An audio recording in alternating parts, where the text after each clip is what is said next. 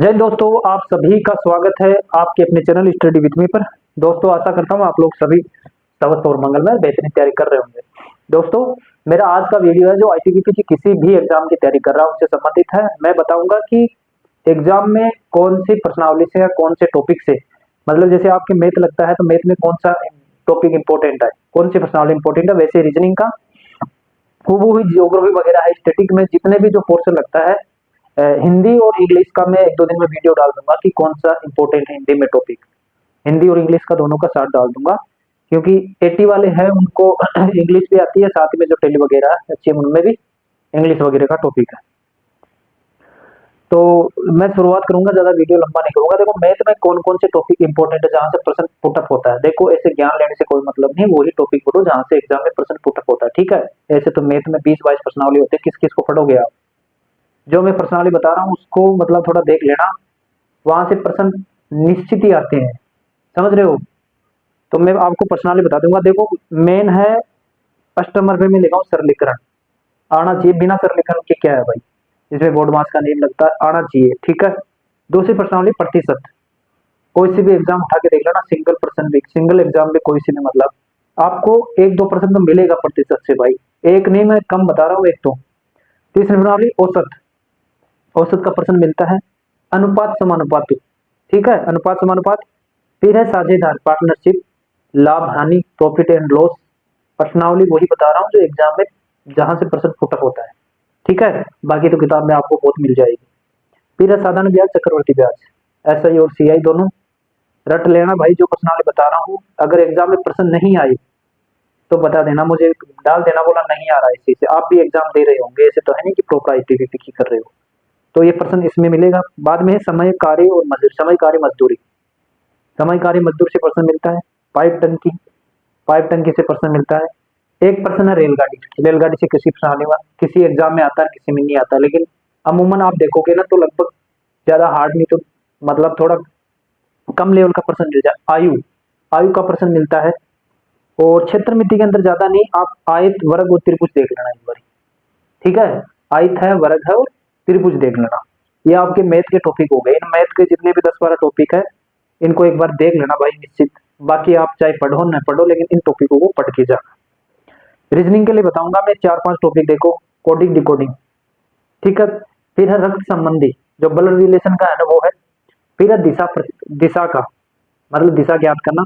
और seating arrangement, seating arrangement एक series का प्रश्न और एक खतन निष्कर्ष का। आजकल कहीं भी किसी भी एग्जाम में देख लो भाई, 2% 3% खतन निष्कर्ष से मिल जाता है।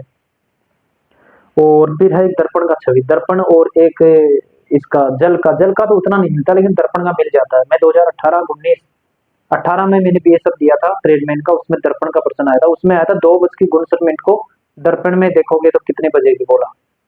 तो उसका फॉर्मूला आपको पता है, वो आप देख लेना जैसे भी आपके पास प्रश्नावली होगी। ज्योग्राफी के टॉपिक बता देता हूँ। देखो, एक तो नदियां ज्योग्राफी के अंदर, एक अभ्यारण्य, एक है नृत्य, स्टैटिक में लगता है नृत्य, लेकिन यहाँ पर भी पढ़ लेना।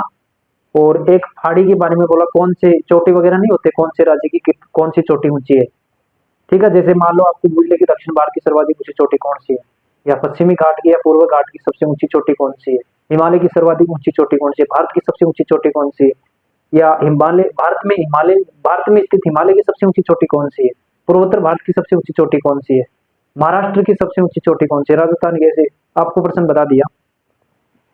एक है जनसंख्या टॉपिक, जनसंख्या स्टैटिक में भी लगता है और इसमें भी, तो जनसंख्या यहाँ से भी पढ़ सकते हो आप। जनसंख्या, जनसंख्या का टॉपिक आपको आप स्टैटिक में भी देख सकते हो, यहाँ पर भी देख सकते हो। एक है संस्कृति, संस्कृति में नृत्य वगैरह आ गया। द्वीप समूह है, जो भारत के द्वीप समूह है। खनिज संसाधन, खनिज संसाधन, दर्रे, महत्वपूर्ण जो दर्रे है, ठीक है। जल विवाद, कौन से राज्य के बीच में कौन सा, जैसे कर्नाटक और तमिलनाडु के बीच में कौन सी नदी को लेकर जल विवाद है, ठीक है। इसी प्रकार से एक है केंद्रीय, ये क्या लिखा, केंद्र और राज्य के बीच में जो भौगोलिक स्थिति। एक भाई प्रश्न ऐसे भी फुटक होता है, आपको बताऊं कि जैसे कौन से राज्य की कौन से राज्य के साथ सीमा टच करती है, नहीं करती। जैसे मान लो अभी मैं एग्जाम देके आया था कुछ दिन पहले, तो उसमें एक प्रश्न था कि कौन सा स्थल रुद्र राज्य है, ऐसे ऐसा प्रश्न। हाँ, स्थल रुद्र था, बोला कौन सा राज्य, तो उसमें हरियाणा ऑप्शन में था। बाकी कर्नाटका, केरला ये दे रखा था, महाराष्ट्र वगैरह। तो इस प्रकार से देखना। बाकी संविधान के टॉपिक बताऊं, देखो मैं लिख रखा हूं तभी बता रहा हूँ। संविधान में एक तो राष्ट्रपति, उपराष्ट्रपति, प्रधानमंत्री और संविधान के भाग जो 22 भाग है, वैसे तो 25 बांटते हैं, मूल संविधान में 22 थे, तो 22 भाग, ये जो भाग हो गए। और अनुसूची ऊपर ऊपर से देख लेना, अनुसूची तो आपको पता है कितने हैं, अभी कमेंट करके बताना अनुसूची कितने, देखिए आप भी तैयारी करते हो ना, तो कमेंट आना अनुसूची कितने, मूल संविधान में अनुसूची कितनी थी, अभी वर्तमान में कितनी। आपके लिए प्रश्न है, अनुच्छेद अनुच्छेद 100 से 150 अनुच्छेद याद कर लेना। मुझे भी कम से कम अभी ज्यादा तो नहीं, लेकिन 150 के आसपास यानी 150 अनुच्छेद तो मुझे याद है हूबहू। अगर मैं ऐसे बोलने लग जाऊँ ना, अनुच्छेद 10, 11, 12, 13, 14, 15 जितने, जहां तक मैं चढ़ता चला जाऊँ, मान लो आप बूझते बूझते थक जाओगे, बताने से नहीं थकूंगा। तो अब देख लो, मुझे भी 150 याद है, तो आप तो कर सकते हो ना। हिंदी के टॉपिक मैं आपको बता दिया, अलग से डाल दूंगा। साथ ही स्टैटिक के टॉपिक बता देता हूँ मैं आपको। स्टैटिक में देखो, जनगणना जनगणना वहां भी लगता है, ज्योग्राफी में भी, वहां से देख लो। यहाँ से एक खेल का, जितने भी खेल है ना, जैसे ओलंपिक वगैरह है, एशियाई खेल है, राष्ट्रमंडल खेल है, ठीक है, जितने भी खेल हो रखे हैं, तो उनको खेल को देखना। पंचवर्षीय योजना स्टैटिक में भी लगता है, यहाँ पे पंचवर्षीय योजना, पंचवर्षीय योजना, प्रमुख एजेंसियां, जैसे सुपार को कौन से, कनेस कौन से देश की वो राजधानी है, एजेंसी, ठीक है।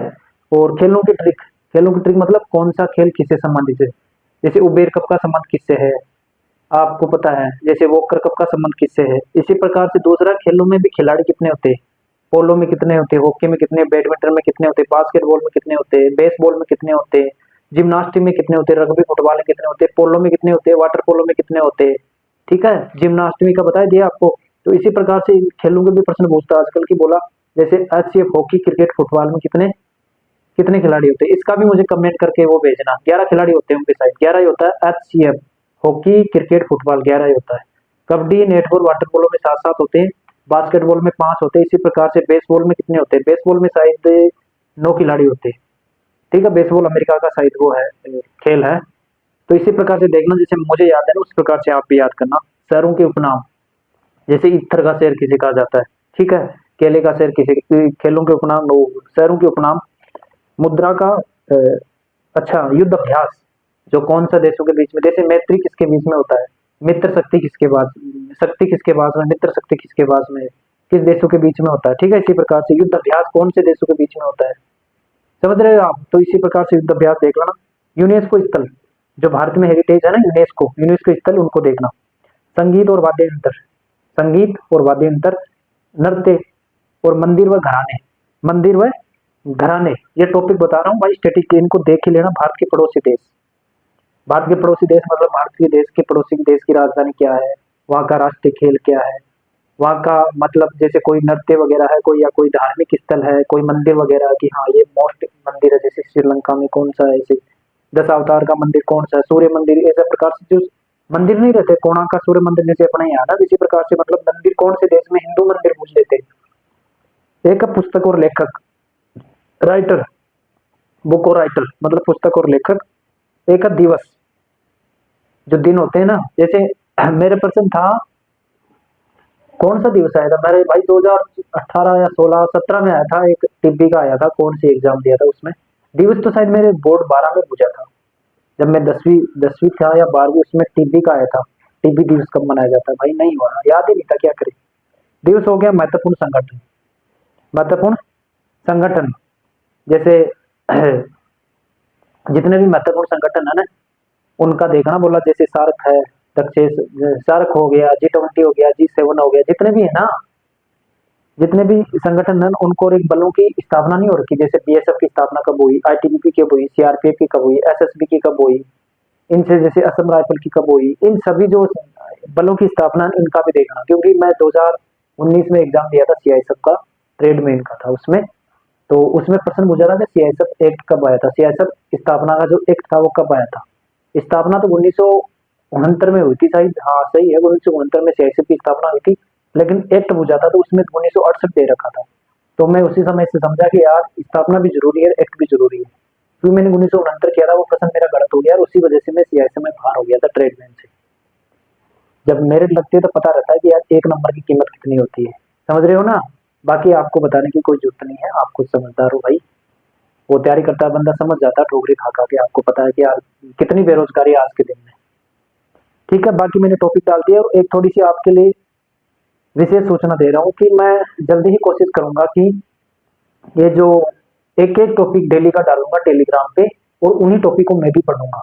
जैसे मान लो मैं स्टडी का आपको शाम को टॉपिक दे दूंगा कि जैसे मान लो आज आज तारीख की, कल की डेट में दे दूंगा कि कल हम दिन में किसी भी टाइम पे हम शाम को देखेंगे कि हाँ हमने टॉपिक कंप्लीट कर लिया। मान लो जनसंख्या का मैंने टॉपिक दे दिया आज शाम को कि कल हम जनसंख्या पढ़ेंगे, तो हम डिस्कस करेंगे फिर शाम को जैसे ही लाइव आके या वगैरह जैसे भी मतलब रिवीजन होना चाहिए। बात ये है ना अपना, क्योंकि आप याद तो कर लोगे बट रिवीजन भी होना जरूरी है ना।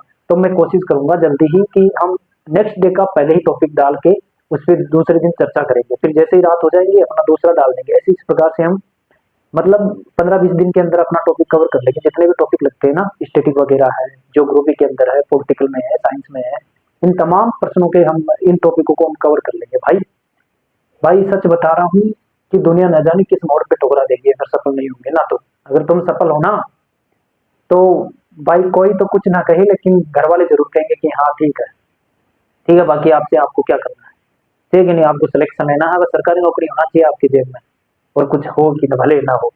ठीक है दोस्तों, बाकी मिलता हूँ आपसे जल्दी नेक्स्ट वीडियो में।